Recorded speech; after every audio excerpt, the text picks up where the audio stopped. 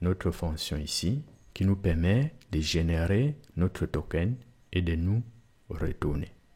Lorsqu'il nous retourne ce token, il doit pouvoir l'utiliser pour effectuer une authentification bidirectionnelle auprès des Gemini Multimodal Live API. Lorsque cette connexion est acceptée, notre front-end ici va passer en mode on.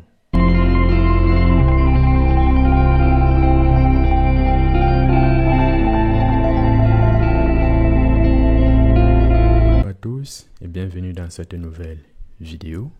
Aujourd'hui, nous allons voir ensemble comment construire une application GenAI conversationnelle nouvelle génération grâce à Angular 18 et l'API Gemini Multimodal Live. Et nous allons utiliser en backend Fast API avec Python. Et nous avons ici le diagramme de séquence qui nous montre comment est-ce que le flux doit fonctionner. Ok, sans plus tarder, nous revenons sur notre application. Pour échanger avec le backend et l'API Gemini Multimodal Live, nous pouvons lui donner les instructions en fonction de ce que vous voulez échanger avec l'API Gemini et activer si nous voulons qu'il nous réponde ici avec du texte ou bien avec de l'audio. Dans un premier temps, nous voulons qu'il nous réponde avec de l'audio et nous allons aussi échanger avec lui avec l'audio ou bien le partage de notre écran ou bien le partage, l'activation de notre caméra pour pouvoir échanger avec lui. Donc nous voyons ici que la connexion au backend est off. Comment cela se passe? Lorsque nous cliquons ici sur le bouton Live Streaming, le diagramme ici, nous, en tant qu'utilisateur, nous utilisons notre application front-end Angular, ici, pour établir une connexion avec notre backend, ici. Donc, le bouton, lui, il doit contacter le backend. Et lorsque le backend va accepter la connexion avec le WebSocket, il doit initier une authentification avec l'utilitaire gCloud. Alors, ici, nous lançons notre connexion ici. Voilà, c'est mieux comme ça. Nous lançons notre connexion ici. Lui, il arrive là. Il va accepter la connexion. Donc, nous entrons ici. Il accepte la connexion. Mais il ne peut pas encore s'authentifier et envoyer des messages auprès de l'API Gemini Live. Alors, qu'est-ce qu'il doit faire? Il doit générer un token en utilisant l'utilitaire gCloud pour créer notre token. Ici, notre fonction ici qui nous permet de générer notre token et de nous retourner. Lorsqu'il nous retourne ce token, il doit pouvoir l'utiliser pour effectuer une authentification bidirectionnelle auprès des Gemini Multimodal Live API ici. Donc, on crée un proxy ici. Premièrement, nous créons notre connexion des clients à serveur pour envoyer les messages en live au backend. Et Gemini, en son retour, va créer une connexion de serveur vers le client. Et ces fonctions se trouvent juste ici. Ça, c'est du client vers le serveur. Et nous avons ici du serveur vers le client. OK? Et vous voyez ici que notre API, nous établissons une connexion bidirectionnelle. Dans les contenus que Gemini va nous générer avec son LLM, ce sera des contenus, il envoie, il écoute, nous envoyons, nous écoutons. OK? Lorsque cette connexion est acceptée, notre front-end ici va passer en mode on. À partir de là, nous pouvons commencer à échanger avec le backend.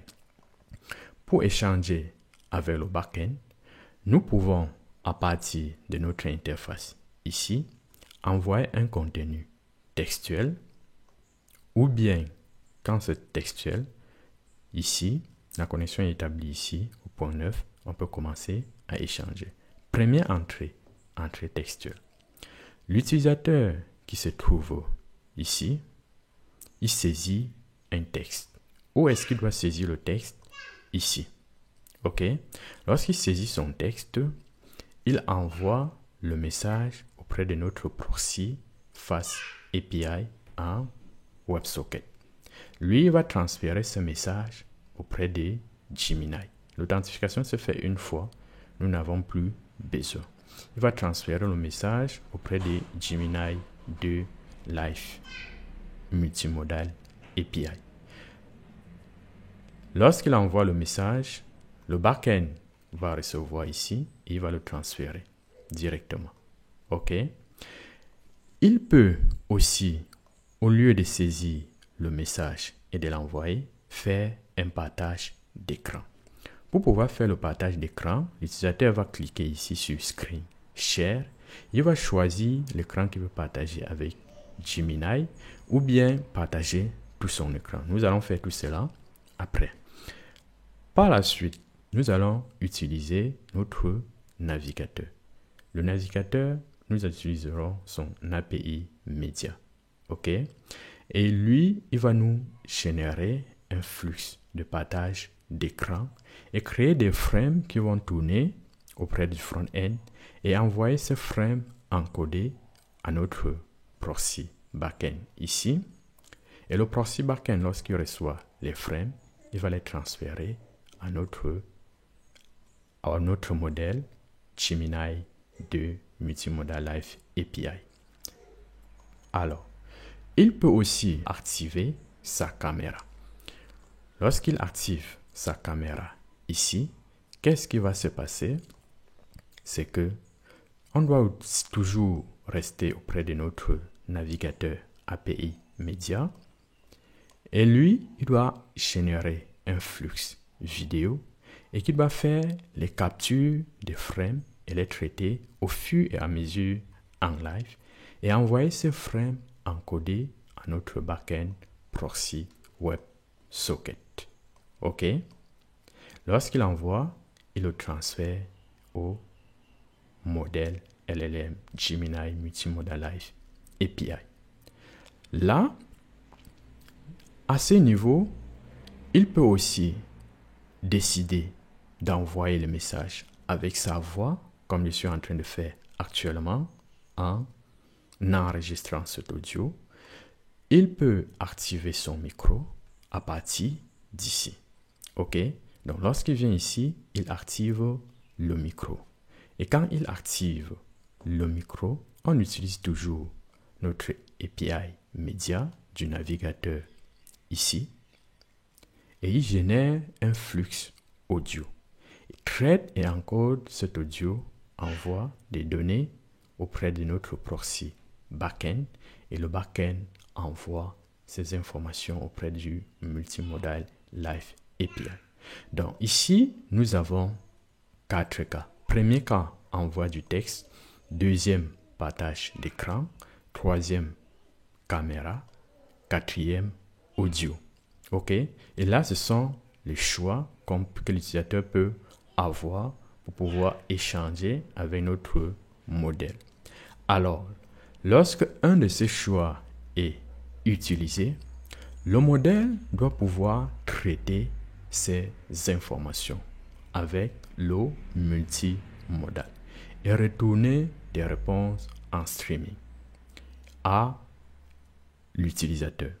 Et pour que ces informations arrivent auprès de l'utilisateur, le backend et le multimodal Gemini Live API, il doit générer ces réponses, retourner auprès de notre backend WebSocket Fast API, et lui, il doit transférer ces informations auprès de notre front-end Angular.